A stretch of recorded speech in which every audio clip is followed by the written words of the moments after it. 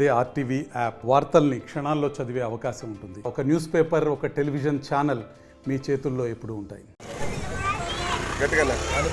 వరసిద్ధి వినాయక స్వామివారి వార్షిక బ్రహ్మోత్సవంలో భాగంగా ఈరోజు రథోత్సవం జరుగుతుంది.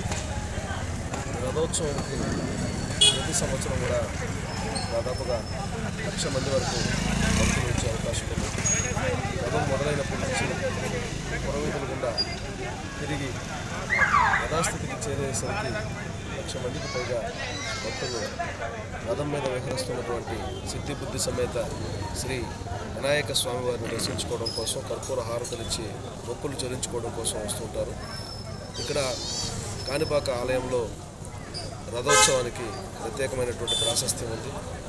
ఎవరైతే దీర్ఘకాలిక రుగ్మతలతో బాధపడుతుంటారో, మానసిక వేదనకు గురవుతుంటారో వారందరూ వచ్చి ఈ రథం మీద పురుగులు అట్లాగే మిరియాలు కలిపి వాటిని చల్లి, అంటే ఆ మనోరథం, ప్రజలు స్వామివారు మనోరథం రూపంలో వస్తారు కాబట్టి వారి మనసులో ఉన్నటువంటి కోరికలను కూడా తీరుస్తారు. ముఖ్యంగా ఆరోగ్యపరమైనటువంటి సమస్యలన్నింటినీ కూడా ఈ సందర్భంలో స్వామివారు ఒక చక్కని పరిష్కారం చూపిస్తారన్నటువంటి నమ్మకం, విశ్వాసం చుట్టుపక్కల ఉన్నటువంటి ప్రాంతాల్లో ఉన్నటువంటి వారికే కాకుండా వినాయక స్వామివారి భక్తుల్లో ఉంది. అందుకే ఈ రోజుకి ఒక ప్రత్యేకమైనటువంటి ప్రాశస్త్యం, ప్రాధాన్యత ఉంది. ఇక్కడికి వస్తున్నటువంటి భక్తులందరికీ కూడా ఏ రకమైన ఇబ్బంది లేకుండా సకల సౌకర్యాలు ఏర్పాటు చేయడం జరిగింది. అదే సమయంలో బందోబస్తుకు సంబంధించి కూడా ఇప్పటికే గౌరవ ఎస్పీ గారు కూడా ఒక రివ్యూ చేయడం జరిగింది. ఈరోజు పురవీధులు గుండా రథం ఊరేగింపు జరిగేటప్పుడు తీసుకోవాల్సినటువంటి జాగ్రత్తలను కూడా తీసుకోవడం జరిగింది. వచ్చిన ప్రతి ఒక్కరు కూడా రథానికి దగ్గరగా వచ్చి వారి మనసులో ఉన్నటువంటి కోరికలు చెప్పుకోవడంతో పాటుగా ఈ సాంప్రదాయాలు ఏవైతే ఉన్నాయో వాటిని పాటించడానికి అనుకూలతలన్నింటి కూడా కల్పించడం జరిగింది. కాబట్టి భక్తులందరికీ విజ్ఞప్తి చేస్తున్నా, ఈరోజు సాయంత్రం మళ్ళీ రథం మొదలవుతుంది. ఉదయం రథం లాగి పెట్టడం జరిగింది.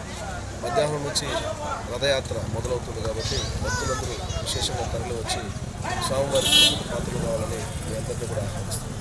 కాణిపాక వినాయక వరసిద్ధి వినాయక స్వామి యొక్క రథోత్సవం సందర్భంగా ఈరోజు వచ్చేసినటువంటి భక్తాదులందరికీ, తర్వాత స్థానిక ప్రజానీకానికి, ఉభయదారులకు, తర్వాత రథము కొనసాగే వీధుల్లో ఉండే అన్ని షాపుల వాళ్ళకు, ఫ్యాక్టరీ షాపుల వాళ్ళకు దయచేసి మీ షట్టర్స్ లోపలే మీ వస్తువులు ఈరోజు ఉంచుకొని పురవీధుల్లో స్వామివారి రథం ఊరేగినప్పుడు భక్తాదులు నిలుచుకోవడానికి సౌకర్యం కలిగించవలసిందిగా పోలీస్ శాఖ తరఫున మేము కోరుతున్నాము.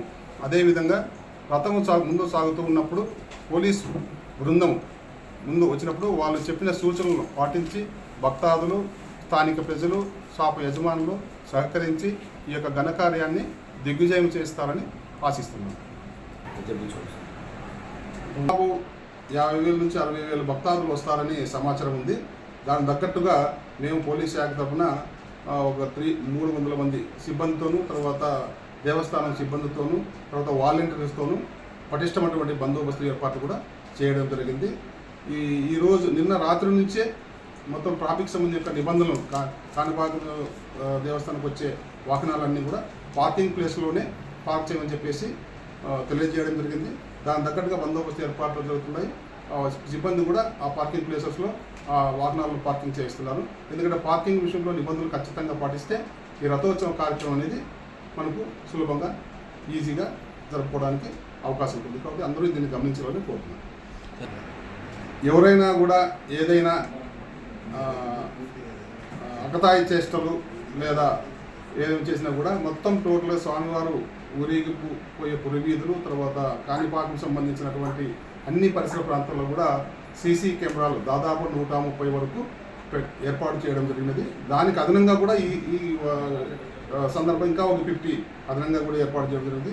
కాబట్టి ఎట్టి బస్సులను ప్రతి ఒక్కరి కదలికలు కూడా సీసీ కెమెరాల్లో నిక్షిప్తమై ఉంటుంది. కాబట్టి అంతా భక్తి శ్రద్ధలతో స్వామి కార్యక్రమం వచ్చి ముగించుకోవాల్సింది కోరుతున్నాం. మరిన్ని వీడియోస్ కోసం ఛానల్ ని సబ్స్క్రైబ్ చేయండి. లేటెస్ట్ అప్డేట్స్ కోసం వాట్సాప్ ఛానల్ ని ఫాలో చేయండి.